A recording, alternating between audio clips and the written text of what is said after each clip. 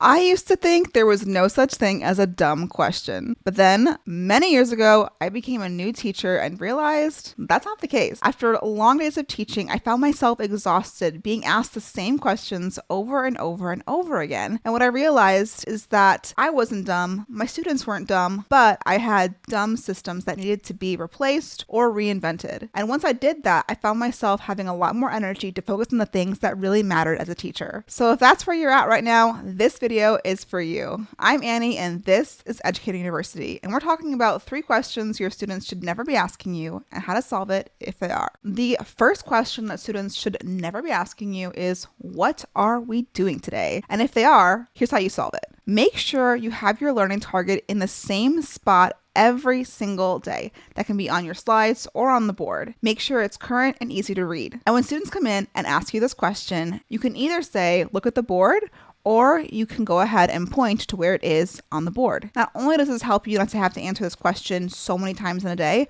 but it also gives students agency to find things for themselves. It's very empowering for students to be able to figure this out on their own and build that confidence and independence, along with having a consistent learning target. Another great tip for this is to have bell work every single day. Bell work is a task or question students answer that relate to the lesson that's coming ahead. It gets their mind primed for learning.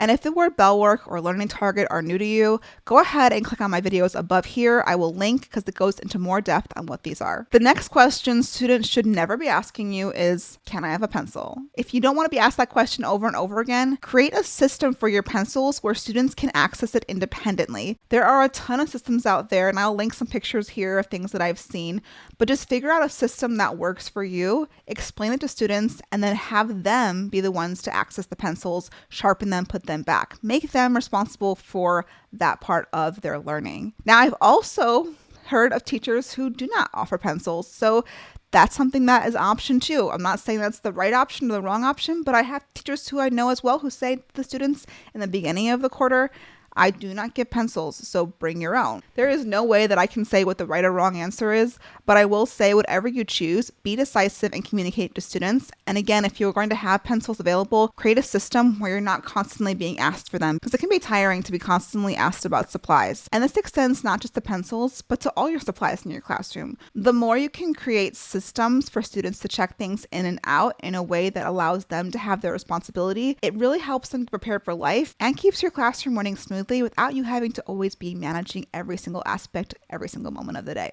And if you need more help with that kind of stuff, I'll link some videos here as well. The third question students should never be asking you is, when is this class or subject done? And here's how you solve it if they are. You go to YouTube and you're going to go look for timers. And YouTube has all kinds of timers for different times, amounts of times, different colors. If you want music, if you want an alarm, not an alarm, there's a lot of different features. And take a timer and put it in the corner of your slide. When you start an activity, you can go ahead and put the timer for how long students have to accomplish this task. That way, students are able to look at the clock and the timer and figure out how much time they have left. Not only will this avoid the dreaded question of when are we done, but it will also teach students how to manage their own time.